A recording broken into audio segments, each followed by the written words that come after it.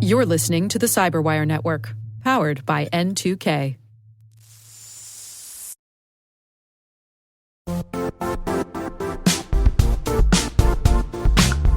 When it comes to ensuring your company has top-notch security practices, things can get complicated fast. Vanta automates compliance for SOC 2, ISO 27001, HIPAA, and more, saving you time and money. With Vanta, you can streamline security reviews by automating questionnaires and demonstrating your security posture with a customer-facing trust center. Over 7,000 global companies like Atlassian, Flow Health, and Quora use Vanta to manage risk and prove security in real time. Our listeners can claim a special offer of $1,000 off Vanta at vanta.com/cyber. That's VANTA.com/cyber for $1,000 off Vanta.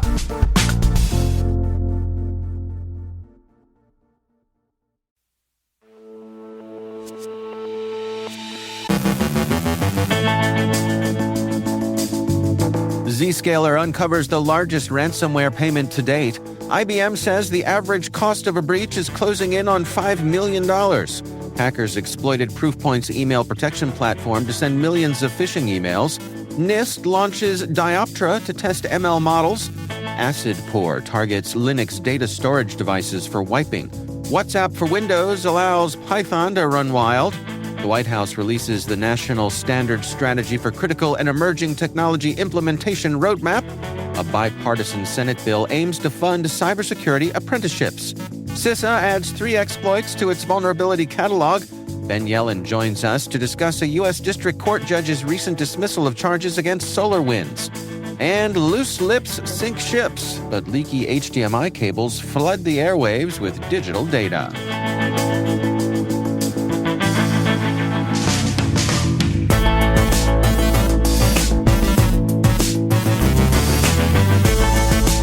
It's Tuesday, July 30th, 2024. I'm Dave Bittner, and this is your CyberWire Intel Briefing.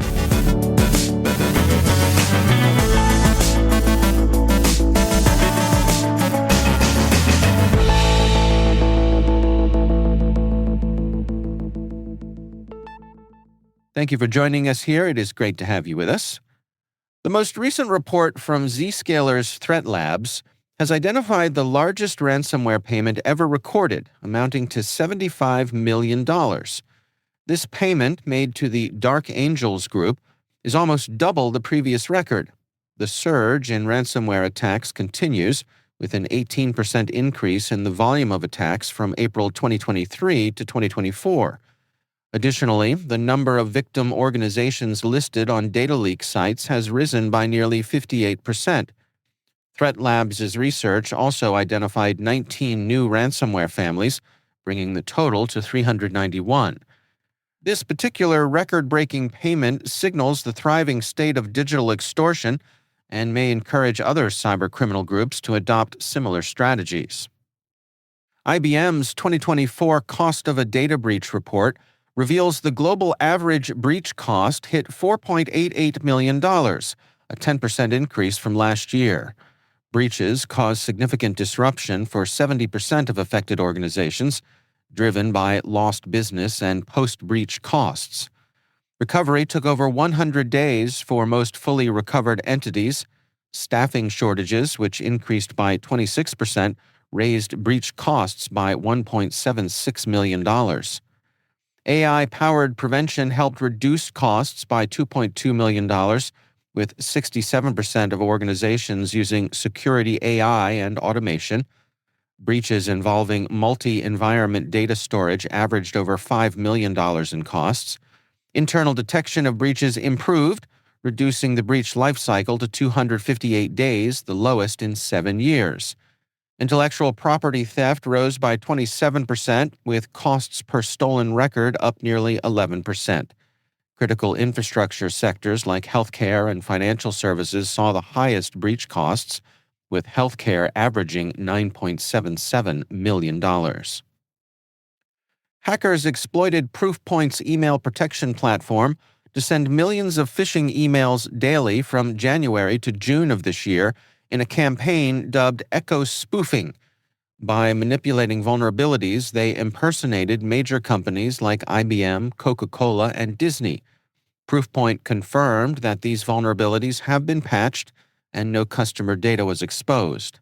The unidentified attackers used compromised Proofpoint servers to make phishing emails appear legitimate. Proofpoint and Guardio Labs quickly collaborated to mitigate the threat, implementing measures to ensure only authorized emails are relayed. The National Institute of Standards and Technology, NIST, has launched Dioptra, an open-source tool to test the resilience of machine learning models against various attacks. Released alongside new AI guidance, Dioptra fulfills requirements from President Biden's executive order on AI safety. Available on GitHub, Dioptra features a web-based interface, user authentication, and experiment provenance tracking to ensure reproducibility. Dioptra addresses three main attack types: evasion, poisoning, and oracle. Initially designed for image classification models, it can be adapted for other ML applications. The tool helps users measure attack impacts and test defenses like data sanitization. It supports Unix-based systems and requires significant computational resources. NIST says they plan to continue improving Dioptra based on user feedback. Additionally, NIST released new AI safety guidance, focusing on risks associated with generative AI and dual-use models, accepting public comments until September 9th. In March of this year, a new variant of the acid rain wiper malware named Acid Pour emerged, targeting Linux data storage devices and rendering them inoperative by permanently erasing data.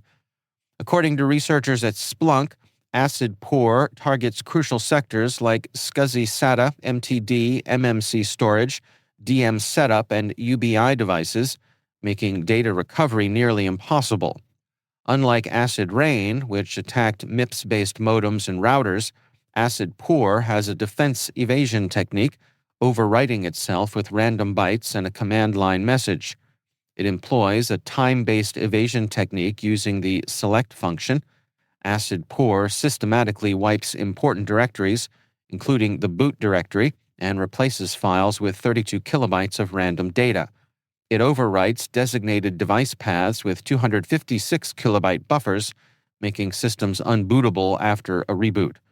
Acid Pour's destructive methods are similar to Acid Rain and VPN Filter, but focus on data destruction rather than data exfiltration or code injection. A security flaw in the latest version of WhatsApp for Windows allows execution of Python and PHP attachments without warning when opened, Bleeping Computer reports. This primarily affects users with Python already installed, like developers and researchers. The issue is similar to a previous Telegram vulnerability. Despite blocking several risky file types, WhatsApp does not block Python scripts, which can be executed directly from the app.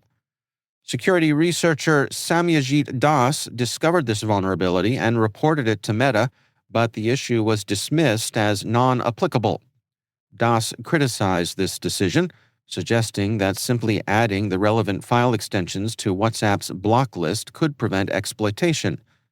WhatsApp advises users not to open files from unknown sources and has no plans to fix the issue, leaving users vulnerable to potential attacks. The U.S. government has released the National Standards Strategy for Critical and Emerging Technology Implementation Roadmap, detailing actions to support private sector-led standards development. The roadmap emphasizes immediate and long-term efforts for standards coordination, partnering with stakeholders to address challenges in critical and emerging technology standards. Key areas of focus include enhancing federal-private sector coordination, improving standards policy collaboration with foreign governments, and incentivizing federal engagement in standardization. The roadmap also highlights the importance of supporting research and development and education in standards. Immediate actions involve increasing government pre-standardization R&D, tracking CET standards education programs, and evaluating technology cooperation agreements. Long-term goals aim to sustain funding, engage academia, and enhance communication about standards. The Cyber Ready Workforce Act, a bipartisan Senate bill by Senators Jackie Rosen, a Democrat from Nevada, and Marsha Blackburn, a Republican from Tennessee, aims to address cybersecurity workforce shortages through competitive grants awarded by the Department of Labor. These grants will support the creation and expansion of registered apprenticeship programs in cybersecurity, providing technical instruction, workplace training, and industry-recognized certifications. The apprenticeships will prepare participants for various cybersecurity careers, such as computer support specialists and security specialists, offering training in CompTIA, Microsoft programs, Certified Network Defender, and Certified Ethical Hacker. The Department of Labor will oversee registration and assist employers with training costs and connections to education providers. At least 85% of grant funds must be used for program management, with 15% for marketing and outreach. This legislation is part of broader congressional efforts to fill the estimated 500,000 cybersecurity job gap, including initiatives targeting community colleges, disadvantaged communities, and veterans. CISA has updated its vulnerability catalog to include 3 new exploits in ServiceNow and Acronis cyber infrastructure. The ServiceNow vulnerabilities both involve input validation issues, allowing unauthenticated remote code execution, with CVSS ratings of 9.3 and 9.2. These have been patched, but were actively exploited, affecting over 105 databases and exposing 42,000 instances. The third vulnerability affects Acronis cyber infrastructure due to insecure default passwords, with a CVSS score of 9.8. Acronis has also issued patches for this exploit.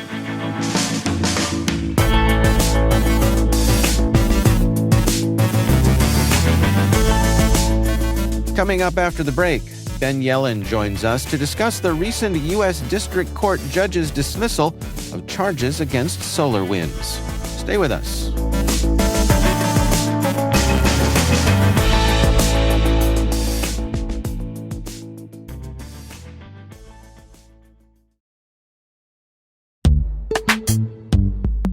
And now, a word from our sponsor, KnowBe4.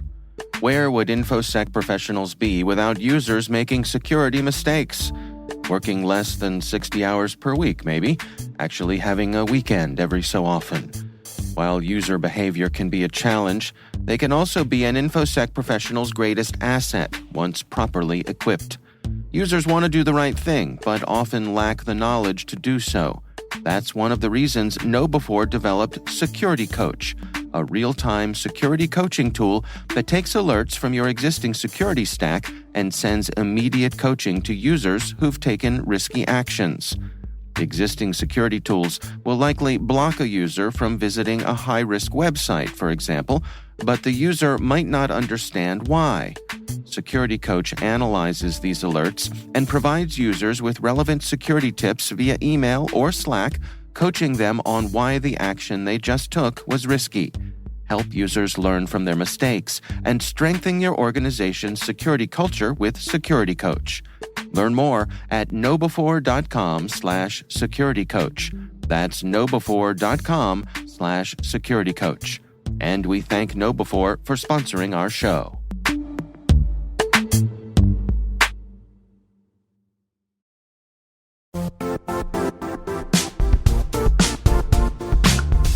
The IT world used to be simpler. You only had to secure and manage environments that you controlled. Then came new technologies and new ways to work. Now, employees, apps, and networks are everywhere. This means poor visibility, security gaps, and added risk. That's why Cloudflare created the first-ever connectivity cloud. Visit cloudflare.com to protect your business everywhere you do business.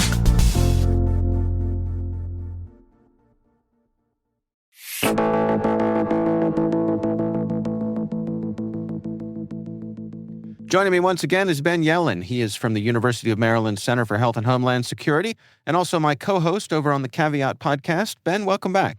Good to be with you, Dave. I want to touch base with you and get your take on this recent dismissal we saw from a judge about the SEC charges against SolarWinds. Unpack what's going on here, Ben. So the Security and Exchange Commission had filed a lawsuit against SolarWinds for the infamous cyber incident that took place in late 2020. It was seen as a groundbreaking legal challenge to hold a large company accountable for such a cybersecurity breach, and not just the company itself, but high-ranking executives. So this went to a district court in the Southern District of New York, and the district court has dismissed the vast majority of the case. The judge in this case, Paul Engelmeyer, claims that the Security and Exchange Commission does not plausibly plead actionable deficiencies in the company's reporting of the cybersecurity hack. They impermissibly rely on hindsight and speculation. Okay, so in English, Ben, in English. Yeah, that is a lot of legalese. Basically, there are not enough facts in evidence in the initial pleadings in this case to show that the company violated the law and the regulations as it related to reporting requirements of the hack. To the extent that there are reporting requirements, there's not enough evidence that SolarWinds violated those requirements. Basically, the pleading on behalf of the SEC relies on what the judge calls hindsight and speculation. Basically, Monday morning quarterbacking, if we're going to put it colloquially. The one claim that the judge does sustain is related to one of SolarWinds' pre-Sunburst statements about Orion security, but it dismissed a bunch of other claims about separate cybersecurity assertions. So SolarWinds isn't completely out of the woods here, but much of what they were concerned about, this judge has said the SEC can't pursue. Yeah, the vast majority of the suit and the potential repercussions on behalf of SolarWind have been thrown out. There is this remaining claim. A spokesperson for SolarWind said that they are pleased that the judge has largely granted their motion to dismiss, and that they will have the opportunity to present their own evidence and demonstrate why this remaining claim is factually inaccurate. I think the broader lesson here is that our court system is hesitant to go along with the administration through the SEC's effort to hold companies and senior executives accountable for these hacks, these cyber incidents. I think this was part of a broader effort to inspire the industry to take proactive measures with the threat of potential legal action hanging over them. And what the judge here is saying is, we can't sustain one of those claims unless there is clear and convincing evidence of some type of legally actionable decision-making on the part of these high-ranking executives, and that just doesn't exist in this case. And I think from what analysts have said is if they can't prove it in this case, at least in the pleading stage, it's going to be much harder for lower-profile cases where we don't have a body of evidence the way we do in SolarWinds. So I think the industry is very pleased. They were concerned that the threat of these lawsuits would prevent companies from probing their vulnerabilities, because by revealing those vulnerabilities, if there is an attack, then there can be a claim that's proved in court that they had prior knowledge of it and they failed to act, and that was negligent in some legally actionable way. And now that we have this decision here, I think that abates the concern of these companies that they're going to be punished for doing their due diligence. So is part of the idea here that perhaps the SEC was trying to make an example out of SolarWinds? Totally. I think they were making an example out of SolarWinds. It's not a coincidence that this is the most high-profile case. This is probably the most high-profile hack in the last 5 years, would you say? Yeah. I mean, if we go back further than that, we can talk about OPM and Equifax and that sort of thing. But at least in the early 2020s, this is the hack of all hacks. And the SEC made it a policy, a central organizing principle to pursue executive or aggressive policies to hold companies accountable for lack cybersecurity practices. This is the first time they had ever pursued court action against the target of a nation-state attack. for claims made to investors about cybersecurity practices. And for the most part, this challenge fell on its face. From the perspective of the SEC, they're going to have to go back to the drawing board and figure out a way to hold these companies accountable by getting past the district court gatekeepers here who are going to be looking for clear and convincing evidence that companies did not comply with cybersecurity standards. Now, at the risk of crossing the streams here or perhaps mixing metaphors, does the recent Supreme Court case with Chevron deference, does that have any impact here, what the SEC could do in the future? I think it does. It doesn't have a direct impact on this case. I think this case was drafted without Chevron in mind, and probably before the decision came out several weeks ago overturning Chevron. I do think Chevron is implicated in future cases because, as we talked about on the Caveat podcast a couple of weeks ago, the SEC doesn't have statutory authority to take action on cybersecurity-related matters. It is the Securities and Exchange Commission. It is about the actions of private companies that potentially mislead their investors. And in a world with Chevron deference, courts would defer to the SEC as to what they would consider defrauding investors. If the SEC decided that defrauding investors was some type of cybersecurity incident was within their jurisdiction, they would defer to the SEC's interpretation. But without Chevron in place, it'll now be up to courts to determine whether abating cybersecurity risks is within the statutory authority of the SEC. To me, it's very clearly, if you look at the letter of the law, it's not in there. So it would have to be a strained judicial interpretation, looking at legislative history, looking at other things, to make a finding that SEC has the authority to regulate on cybersecurity matters. So it's definitely something that's going to come up in future cases. I think it'll come up in future cases where a company has been fined or there's been a lawsuit against the company and they might anticipate that they would lose on the merits. So they'll bring up a Chevron argument and say, hey, you can't even regulate us in the first place. We're in a new post-Loper Bright era where you've lost the authority to regulate us. So I think that's definitely something we could see in the future. All right. Well, Ben Yellen, thanks so much for joining us. Thank you.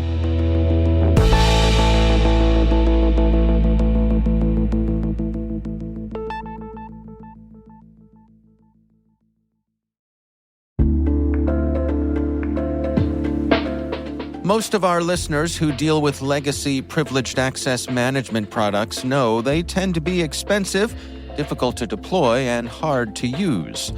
Keeper Security is the answer. Keeper's Zero Trust solution delivers password, secrets, and connection management in one easy-to-use platform. It's fast to deploy, agentless, clientless, and has no implementation fees. Plus, Keeper is FedRAMP authorized.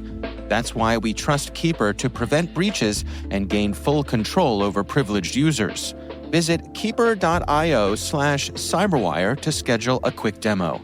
That's keeper.io/cyberwire. And thanks to Keeper Security for supporting our podcast.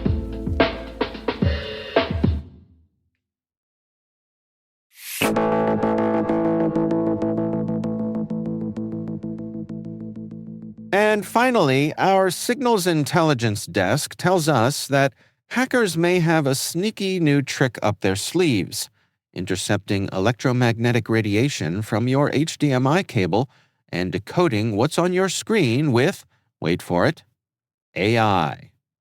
Imagine a digital spy lurking outside your window, antenna in hand, ready to steal your Netflix binge secrets or online banking information. But don't panic, this is more like a spy movie plot for most of us. In the past, analog connections were easier targets for such snooping. Today's digital HDMI cables leak less readable data, but still enough for Federico Larocca and his team at the University of the Republic in Uruguay to develop an AI model that can reconstruct what's on your screen from a few meters away. Their AI, trained on pairs of original and intercepted signals, managed to accurately recover about 70% of the text. While this might sound scary, it's mainly a concern for high-security environments where even the walls have shields. So, unless you're guarding national secrets, rest easy knowing the hackers are probably more interested in juicier targets than your cat videos. Still, if you're the paranoid type, maybe keep that tinfoil hat handy.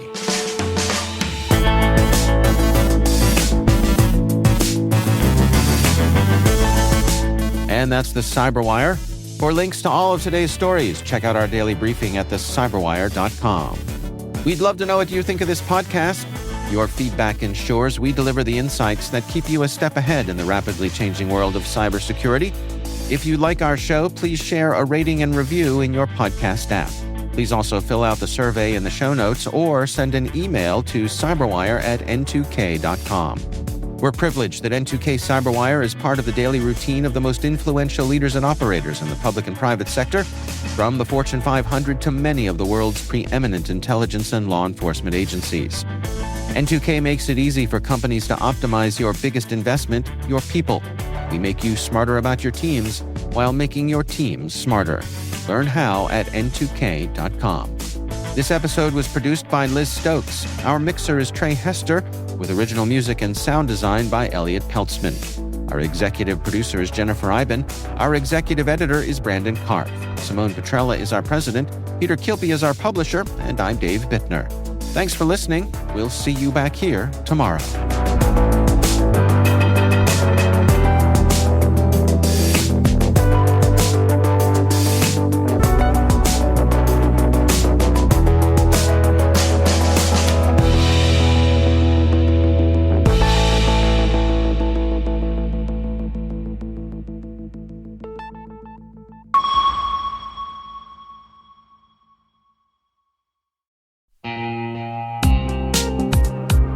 This September 18th and 19th in Denver, a tight community of leading experts is gathering to tackle the toughest cybersecurity challenges we face.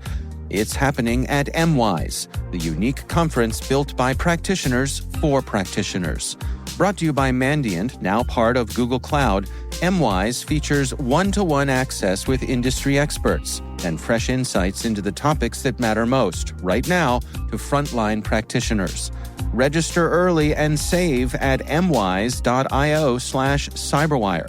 That's mwise.io/cyberwire.